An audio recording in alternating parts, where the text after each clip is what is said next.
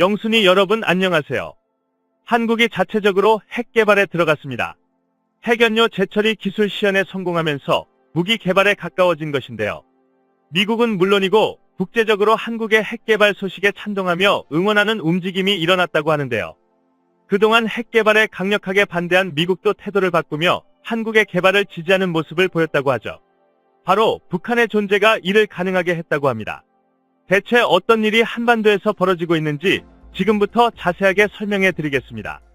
한국이 또 한 번 놀라운 성공을 거뒀습니다. 4세대 원전 소듐 냉각 고속로의 핵연료로 재활용하는 첨단 기술인 파이로 SFR 실험을 거쳐 안정적으로 재처리 기술을 확보했기 때문인데요. 월성 인근 지하 실험실에서 진행된 이번 결과는 그동안 수건 사업이었던 한국 핵 개발을 앞당긴 중요한 실험이었습니다. 현재 한국에는 원자력 발전소에서 사용된 핵연료가 쌓여 있습니다. 98.1%에 달하는 양인 50만 7,748다발이 현재 원자력 발전소 지하에 묻혀 재처리되기를 기다리거나 폐기되길 기다리고 있죠. 원자력을 띠고 있는 이 원료를 제대로 해결하지 않으면 한국은 원자력 사고도 날 수 있었던 위험한 상황 더 깊은 곳을 파내 핵연료들을 묻을 수 있게 처리하거나 안전하게 이 핵연료를 재가공해야 하는 일이 필요했습니다. 하지만 미국에서 핵연료 재가공에 대해 완강한 거부 의사를 표현했죠. 재가공 시 나오는 플루토늄과 우라늄 자원이 큰 걸림돌이었습니다. 소량이라도 나올 시 이를 이용해 핵폭탄을 개발할 수 있다는 점에서 정치적으로 재가공은 불가능했죠. 그러나 미국의 허가를 받아 이를 해결할 수 있는 수단이 생긴 것입니다. 원래였다면 불가능한 재처리의 물꼬를 터준 인물은 우리가 잘 아는 인물이었는데요. 바로 빌 앤드 멀린다 게이츠 재단의 의장 빌 게이츠입니다. 세계에서 일어나는 빈곤과 에너지 문제 해결에 집중하는 그는 원자력에 깊은 관심을 보인 인물입니다. 화석 연료에 의존하지 않고도 많은 양의 에너지를 생산할 수단을 원자력으로 보는 그는 한국에 큰 관심을 보였는데요. 바로 한국에서 소듐 냉각 고속로 원전을 개발했기 때문이죠.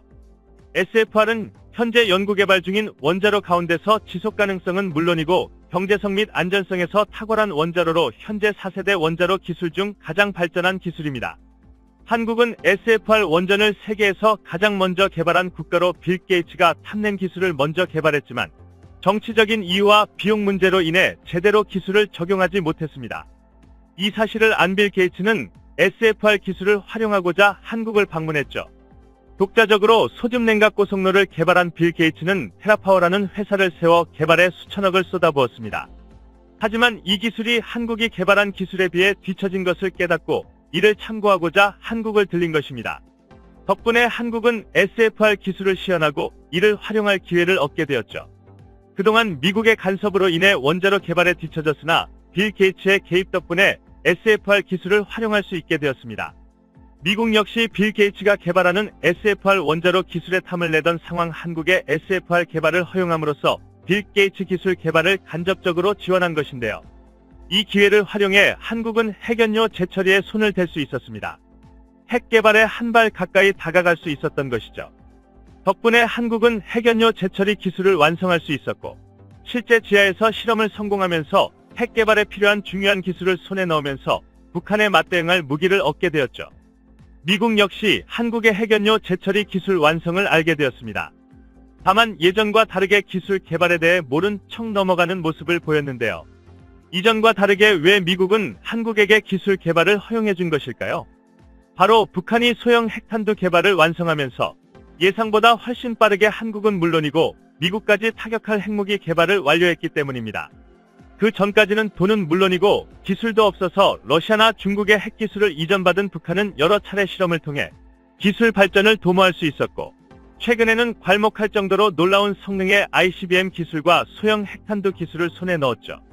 미 CIA는 오는 6월 북한이 핵실험을 강행할 것이며 풍계리 핵실험장에서 실험 준비를 위한 장비는 물론 도구까지 갖추며 실험 완료에 속도를 내고 있다는 사실을 밝혔는데요. 위성을 통해 풍계리 지역 주변에 물자가 오고 가는 것을 확인했다고 합니다. 무게 400-500kg에 해당하는 경량 핵탄두 개발은 그동안 핵탄두 무게가 무거워 멀리까지 쏘아 보낼 수 없었던 북한의 사거리 한계를 극복한 것으로 이번 실험이 성공으로 끝난다면 더는 북한을 효과적으로 압박하는 것은 무리에 가깝습니다. 자신에게 마음에 안 드는 일이 있다면 핵을 쏘아 보내겠다고 협박 미국까지 타격할 수 있다고 말하며 한국이 아닌 미국을 협박해 자신이 원하는 것을 얻어낼 수 있기 때문이죠. 미국에서도 북한의 위협에 대해 여러 측면의 분석을 거듭했지만 이번 7차 핵실험은 가장 위협적인 요소로 보고 사드 배치는 물론이고 핵 제압을 위한 수단을 강구해야겠다는 결론을 내린 것입니다. 그 수단 중 하나로 한국이 자체 핵 개발을 용인하는 것이죠. 그동안 핵 개발에 대해 미국이 반대를 거듭했던 것은 한국이 핵 개발을 하면 북한은 물론이고 일본까지도 핵 개발에 뛰어들어 동아시아는 미국의 컨트롤 없이도 핵전쟁으로 인한 멸망을 맞이할 수 있었기 때문입니다.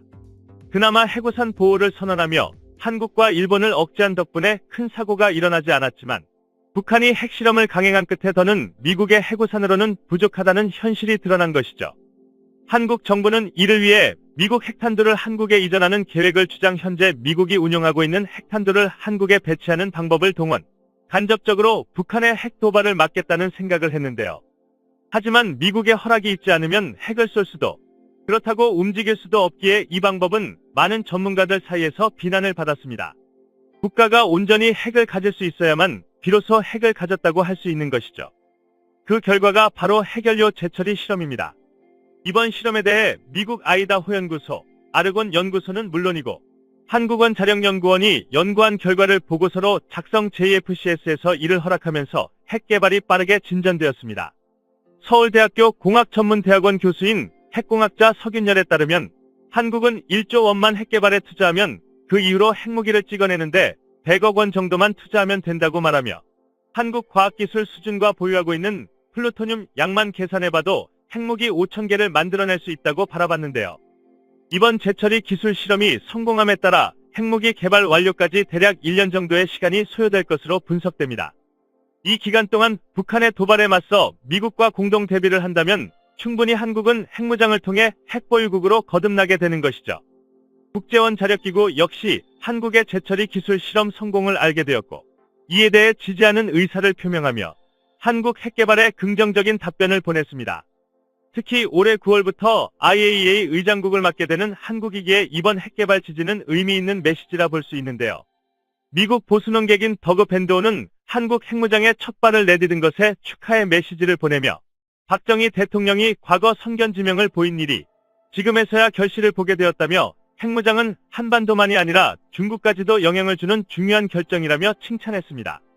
미국 전략국제문제연구소의 브래드 글로서먼 국장과 데이빗 센토리 선임연구원은 월스트리트 저널 기고문을 통해 무력감을 느끼던 한국에게 단비와 같은 소식이며이는 한국만이 아니라 미국에게도 중요한 소식이라며 박수를 보냈습니다. 국제사회가 얼마만큼 북한을 문제적으로 바라보는지 잘 알 수 있죠. 하지만 모든 국가가 한국 핵무장에 대해 찬성한 것은 아닙니다.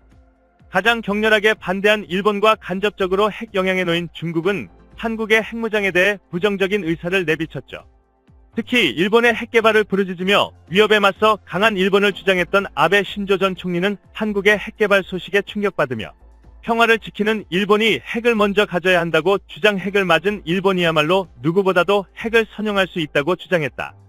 자민당 내에서도 비핵 3원 측에 대해 예외를 두어야 하며 한국에서 개발했다면 일본도 개발하지 않을 이유가 없다고 주장 예상했던 대로 일본도 한국처럼 자체 핵연료 재처리 기술을 동원해 핵을 개발하겠다며 나섰는데요. 하지만 IAEA는 이러한 일본의 주장을 일축했습니다. 핵에 대해서 한국이 재처리 기술을 보유하고 개발에 나선 것은 어디까지나 북한이라는 존재 때문이라고 주장했으며 일본의 경우 미 태평양 함대는 물론이고 해구산으로 충분히 대비가 가능하다고 말하며 한국은 어디까지나 예외적인 상황이라고 언급했죠. 이미 일찍이 일반 시민들과 군사 전문가들은 한국의 자체적인 핵 개발에 찬동하는 상황 이번 기회를 통해 한국은 수권을 이룰 수 있게 되었습니다. 그 어느 국가의 위협에도 당당하게 맞설 수 있는 핵무기를 보유하게 된 한국이 드디어 북한의 위협에서 벗어날 수 있기를 바라며 더 이상 북한에게 휘둘리지 않는 강한 한국이 되길 염원해 보겠습니다. 영상을 시청해 주셔서 감사합니다. 좋으셨다면 구독과 좋아요 부탁드립니다.